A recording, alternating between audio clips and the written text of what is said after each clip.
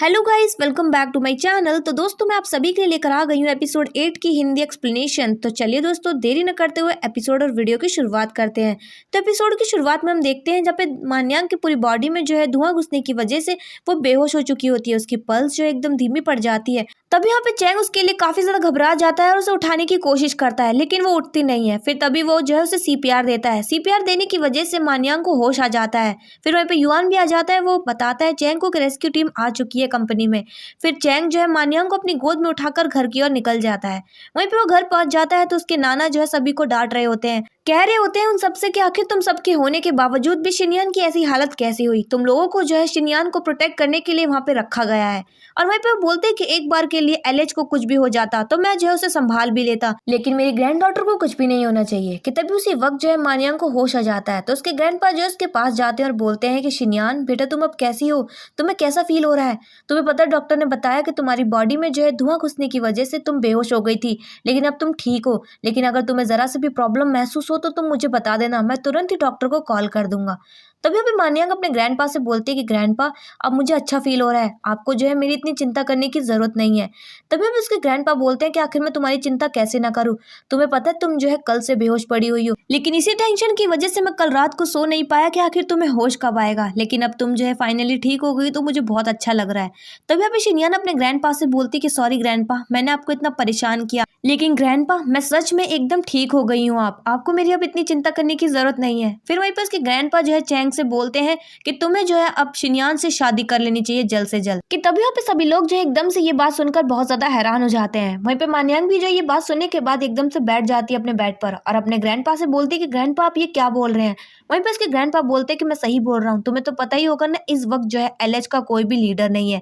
हाँ तुम जो है सीईओ बन चुकी हो मेरे बेस पे, लेकिन अभी भी कुछ लोग ऐसे हैं जो तुम्हें सीईओ बनता हुआ नहीं देखना चाहते। इसलिए मैं चाहता हूँ कि तुम दोनों जो है जल्द से जल्द शादी कर लो एक दूसरे से, ताकि एलएच के ऊपर जिन जिन लोगों की नजर है उन लोगों को अच्छे से पता चल जाए कि तुम जो है एलएच की नई सीईओ हो। तभी वहाँ पे ये बात सुनने के बाद जकाया और उसकी मॉम तो एकदम से जल भुन जाते हैं। वहीं पे उसके ग्रैंडपा जो है ये बात बोलकर बाकी सभी लोग जो है वहां से चले जाते हैं। चैंग जो है मान्यांग की तरफ देख रहा होता है और मान्यांग चैंग की तरफ देख रही होती है। तभी यहाँ पे चैंग उससे कहता है कि तुम्हें जो है बिल्कुल भी चिंता करने की जरूरत नहीं है, हमने सारे ज्वेलरी डिजाइन को रीडिजाइन करके एग्जीबिशन के लिए भेज दिया है और अब हमारी कंपनी भी जो है सेफ है। और मैं तुम्हें एक और बात बताना चाहता हूँ कि कंपनी में जो तुम्हारे साथ कल इंसिडेंट हुआ था वो कोई एक्सीडेंट नहीं था, वो किसी की सोची समझी साजिश थी। इसलिए मैंने जो है तुम्हारे लिए तुम्हारी सिक्योरिटी को बढ़वा दिया है और इन्वेस्टिगेशन भी शुरू करवा दी है मैंने। वो इंसान बहुत जल्द पकड़ा जाएगा और मैं तुमसे प्रॉमिस करता हूँ कि तुम्हारे साथ जो ये हुआ आगे से ऐसा कुछ भी नहीं होगा। तभी यहाँ पे मान्यांग जो है चैंग का हाथ पकड़कर उससे कहती है कि मुझे तुम पर भरोसा है। फिर तभी यहाँ पे चैंग जो उसके माथे पर हाथ रखकर उसका बुखार को चेक करता है, उससे बोलता है कि तुम ठीक तो हो ना, तुम्हें चक्कर तो नहीं आ रहे हैं ना। जहाँ पे मान्यांग उससे बोलती है कि नहीं मैं एकदम ठीक हूँ।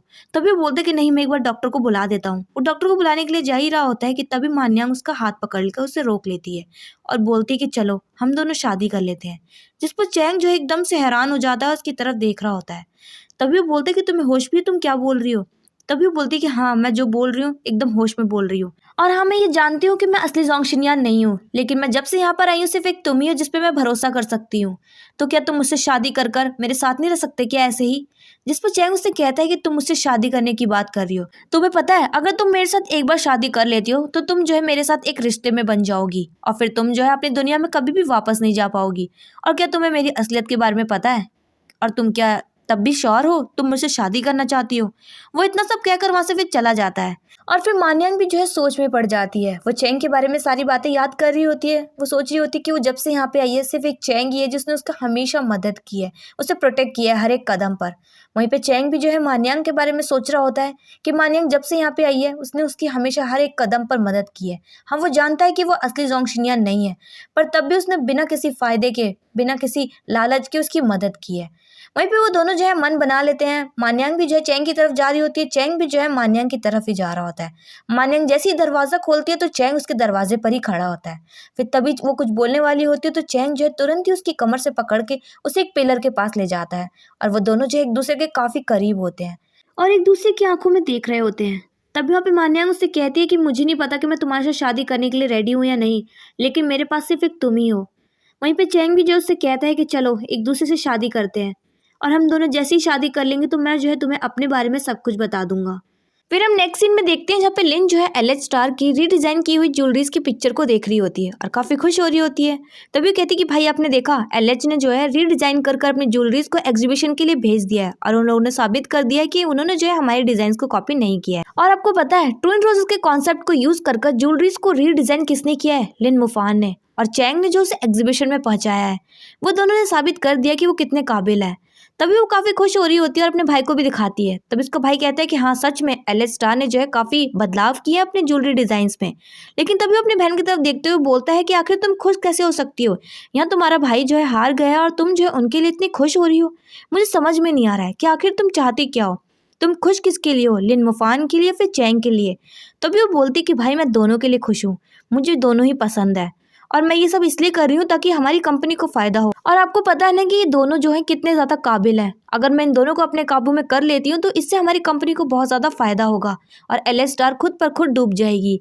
तब इसका भाई जो है खुश होते हुए बोलता है कि मैंने कभी नहीं सोचा था कि मेरी बहन जो है इतनी छोटी सी उम्र में भी इतना कुछ सोच लेगी। वहीं पे कंपनी में लिन मुफान जो है अपनी ट्विन रोजेस वाली रीडिजाइन की हुई ज्वेलरी की पिक्चर को देख रहा होता है और काफी गहराई से देख रहा होता है। फिर से मान्यांग के बारे में सोचने लग जाता है। उसे याद आता है कि हाँ उसने बताया था कि वो एक आर्ट स्टूडेंट है। तभी वो जो फिर से पिक्चर को देख रहा होता है, सोच रहा होता है कि ऐसी पिक्चर तो सिर्फ एक आर्ट स्टूडेंट ही बना सकता है और जोंग शिनया ने तो बिजनेस की पढ़ाई की है, तो वो आखिर ऐसी पिक्चर को कैसे ड्रॉ कर सकती है। वहीं पे उसे जो है शेन मान्यांग पर डाउट हो जाता है।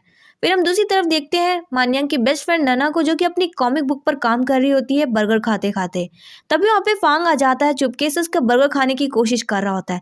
लेकिन तभी अचानक से नना को जो पेन है उसके चेहरे पर लग जाता है और फिर वो अपनी एक्टिंग ड्रामा शुरू कर देता है और काफी हंसी मजाक भी करता है नना के साथ। नना ये सब देखकर काफी खुश हो रही होती है कि तभी वहाँ पे अचानक से युआन आ जाता है। युआन को देखकर नना जो एकदम से शांत हो जाती है। तभी वो जो उसे केक देते हुए बोलती है कि मैं तुम्हारे लिए केक लेकर आई हूँ। युआन से वो बोलती है तो युआन जो है तुरंत ही आकर केक खाने भी लग जाता है।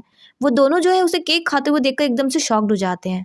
फिर तभी वहाँ पे नना बोलती है कि मेरी जो बेस्ट फ्रेंड है उसका जो है ये फेवरेट केक है, लेकिन वो जब से पढ़ाई करने के लिए बाहर गई है तब से उसने जो है मुझसे बात नहीं की है।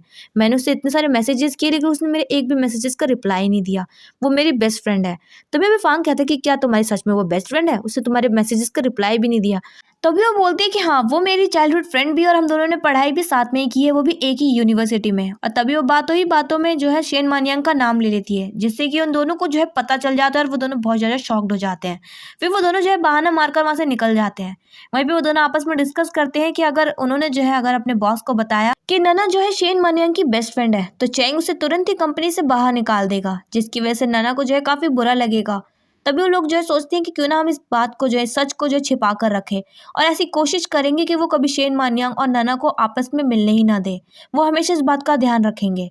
फिर हम नेक्स्ट सीन में देखते हैं जहाँ पे एलएच कंपनी के मीटिंग रूम में सभी लोग बैठे होते हैं और शेन मान्यांग का इंतजार कर रहे होते हैं। शेन मान्यांग जो है चैंग के साथ पहुंच जाती है। तभी वो सभी लोगों से बोलती है कि हमारी कंपनी में बहुत सी प्रॉब्लम आई, जैसे कि कंपनी को जो है ओवर क्राइसिस से गुजरना पड़ा, लेकिन हम लोगों ने जो है कंपनी को जो है ओवर क्राइसिस से बाहर निकाल दिया। और दूसरी प्रॉब्लम ये थी कि किसी ने हमारी कंपनी पर अपनी ज्वेलरी डिजाइन को कॉपी करने का कॉपीराइट लगा दिया था, लेकिन हम लोगों ने जो इस प्रॉब्लम को भी सॉल्व कर दिया। फिर वहीं पे वो जो है कंपनी में काफी मेजर चेंजेस करती है। वो सभी की पोजीशंस को जो है चेंज कर देती है, जिससे कि काफी लोग जो इसके डिसीजन से काफी खुश होते हैं। वहीं पे वो लिन मुफान से भी बोलती है कि मैं चाहती हूँ कि आप जो है ज्वेलरी डिजाइन के डायरेक्टर बन जाओ। जैसे कि लिन मुफान उसे कुछ बोलता है तो वो बोलती है कि मैंने बस आपसे ये पूछा कि क्या आप उस पर काम कर सकते हो, जैसे कि वो भी जो है राजी हो जाता है। फिर तभी वो सभी के सामने अनाउंसमेंट करती है कि आपसे ज्वेलरी डिजाइन का डायरेक्टर जो है लिन मुफान होगा, जिससे कि जकाय जो है काफी चिढ़ जाता है। तभी वो धीरे से मान्यांग से कहता है कि आखिर तुम करने की कोशिश क्या कर रही हो। जहाँ पे मान्यांग को गुस्सा आ जाता है तभी वो कहती है कि क्या तुम सीई हो जो मुझसे सवाल कर रहे हो? हाँ मैं मानती हूँ कि तुम जो है वाइस प्रेसिडेंट हो, लेकिन मुझे लगता है कि मुझे जो है तुम्हारी रियल पोजीशन दिखानी होगी।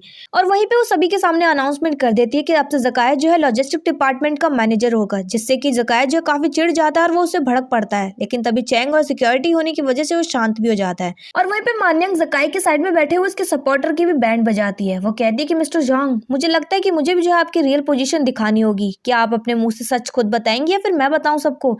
जिससे कि मिस्टर जोंग बोलते कि आप क्या बोलने की कोशिश कर रही है मिस शिनयान, मुझे समझ में नहीं आ रहा है।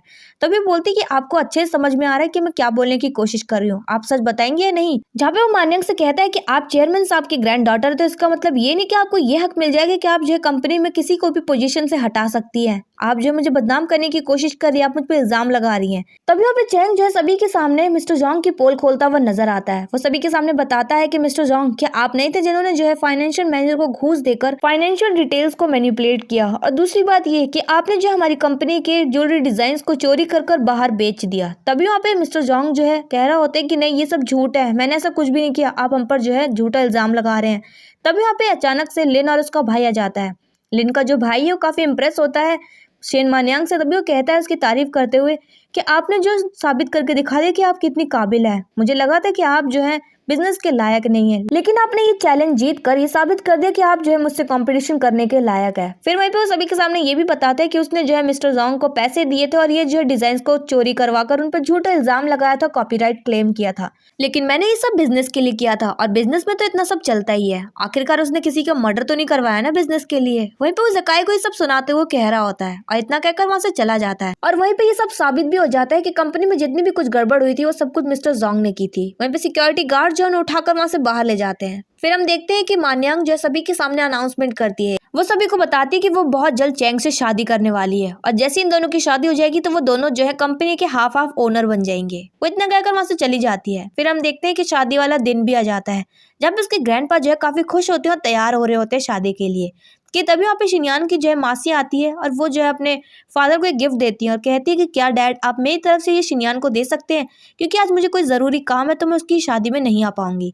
तभी यहाँ पे उसके डैड जब ग्रैंडपा जब गिफ्ट को खोलकर देखते हो तो उसमें एक बहुत ही महंगी ज्वेलरी होती है। वो उसकी तारीफ करते हुए बोलते हैं कि तो काफ़ी महंगा तोहफा है, जिसपे कि शिनयान की मौसी अपने डैड से बोलती है कि डैड इसमें महंगी तोहफे की क्या बात है, आखिर शिनयान मेरी कुछ तो लगती है ना, तो क्या मैं उसके लिए इतना नहीं कर सकती। वहीं पे फिर हम शादी वाले डेस्टिनेशन को देखते हैं जो कि काफी अच्छे से डेकोरेशन हो रखी होती है। सभी लोग जो है शादी में मौजूद होते हैं। वहीं पे नन्हा भी जो है पहुंच जाती है। वो उस एनवायरनमेंट को देखकर काफी खुश हो रही होती है। तभी वो अपने आप से कह रही होती है कि सब लोग यहाँ पे कितना एंजॉय कर रहे हैं, लेकिन डायरेक्टर ने उसे इस शादी में एक प्रोड्यूसर को फाइल देने के लिए भेजा है। वहीं पे वो सोच रही होती है कि काश मैं भी जो है अपनी कंपनी की सीईओ की शादी को देख पाती। तभी वो सोचती है कि आखिर ब्राइड कैसी होगी। वहीं पे हम दूसरी तरफ देखते हैं जहाँ पे शेन मान्यांग जो है तैयार हो रही होती है। वो काफी ब्यूटीफुल लग रही होती है, एक ब्यूटीफुल से व्हाइट गाउन में। वहीं पे वो जो लड़की से तैयार कर रही होती है तभी वो जो है शेन मान्यांग की तारीफ करती है। वो कहती है कि मैम आप बहुत खूबसूरत लग रही है। वहीं पे वो उसकी आंखों की भी तारीफ करती है। वो कहती है कि आपकी आंखें बहुत ज्यादा प्यारी है। और फिर आंखों की बात सुनने के बाद मान्यांग को जो है शिनयान की अचानक से याद आ जाती है। वहीं पे हम देखते हैं नन्हा जो है चुपके से ब्राइड को देखने के लिए आई होती है कि तभी अचानक से उसे जो है कॉल आ जाता है। कॉल की वजह से वो जो है शेन मान्यांग को नहीं देख पाती है, लेकिन शेन मान्यांग जो है नन्हा की आवाज़ सुन लेती है। वहीं पे वो पीछे मुड़कर देखती है तो उसे लगता है कि उसका शायद से भ्रम है, उसने नन्हा की आवाज़ सुनी है फिर नहीं। और फिर हम नेक्स्ट सीन में देखते हैं जहाँ पे वेडिंग सेरेमनी शुरू हो जाती है। शेन मान्यांग भी जो एक ब्यूटीफुल सी ब्राइड की तरह तैयार होकर स्टेज की तरफ पहुंच जाती है और फिर चैंग भी पहुंच जाता है मान्यांग के पास। फिर वो जो है मान्यांग को ब्यूटीफुल से फ्लावर्स देता है। फिर उसके बाद जब रिंग सेरेमनी शुरू होती है, मान्यांग जब हाथ बढ़ाती है आगे तो वो घबरा रही होती है। तभी वो अचानक से अपना हाथ पीछे कर लेती है, जिसपे कि चैंग ये देखकर मान्यांग से कहता है कि घबराओ मत, मुझ पर भरोसा रखो। फिर वहीं पे वो जो अपना हाथ आगे करती है, चैंग उसे रिंग पहनाता है। दोनों एक दूसरे को रिंग पहनाने के बाद एक दूसरे को किस कर लेते हैं और वहीं पे इनकी वेडिंग सेरेमनी पूरी हो जाती है। वहीं पे हम देखते हैं कि अचानक से नन्हा जो है मान्यांग का चेहरा देख लेती है और दोस्तों यहीं पर एपिसोड 8 की एंडिंग हो जाती है। तो दोस्तों मैं मिलूंगी मेरे नेक्स्ट वीडियो में एपिसोड 9 की हिंदी एक्सप्लेनेशन के साथ। आपको इस एपिसोड की हिंदी एक्सप्लेनेशन कैसी लगी कमेंट बॉक्स में कमेंट करके जरूर बताएं। चैनल पर नए सब्सक्राइब करें, वीडियो को लाइक करना ना भूलें। Thanks for watching my video.